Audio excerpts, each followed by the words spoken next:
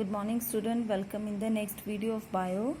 Today we will discuss about the vegetative propagation. So what is vegetative propagation? This process takes place in certain plants which do not produce seeds or whose seeds fail to germinate. Means generally this happen in the seedless plants or the plants which have seeds which are not able to germinate. Such reproduction involves not the seed producing organs of the plant but the vegetative plants that do not take part in the sexual reproduction. So it is known as the vegetative propagation. Means vegetative propagation is the process which involves the vegetative parts in the production or propagation of plants. In this process, new plants are produced from various parts of the plant such as stems or leaves, and there are following some forms of vegetative propagation.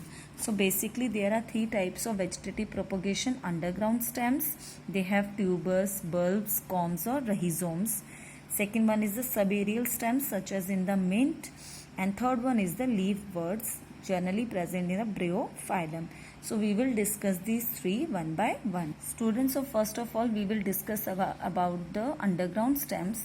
First one is the tubers. So they are generally the modified stems present in the potatoes. Here you can see I have this potato and you can see small shoots, and these are the eyes present on the surface of the potatoes, and this give rise to the shoot system, means propagation of the new plant. Second one is the bulbs.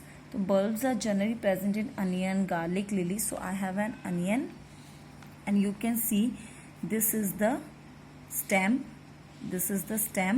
and these are the bulbs, and these are the scaly leaves. These scale like structures are the modified leaves which help to store the food in an onion. And next one is the corms. So what are corms? Corms are generally thick round stems, and they are generally present in saffron and gladiolus.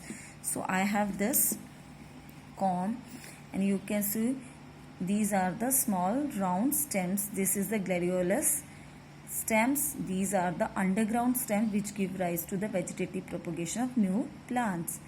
Fourth one is the rhizomes. Rhizomes are the branch stems. These are the underground branch stems. So I have this turmeric rhizome. These are the branch stems. You can see these are branch stems, and this give rise to the vegetative propagation of the new plant. So we have discussed about the tubers, underground. These all are the underground stems. We have discussed about the tubers in potatoes, then bulb in onion, then corms in gladiolus, and the rhizome branch stems in the turmeric plant. Now we will discuss about the subaerial stems. So I have a mint plant and I will show you what are the subaerial stems. So here is the example of subaerial stem. You can see small root like projections. These are the small roots. What happens in the subaerial stems?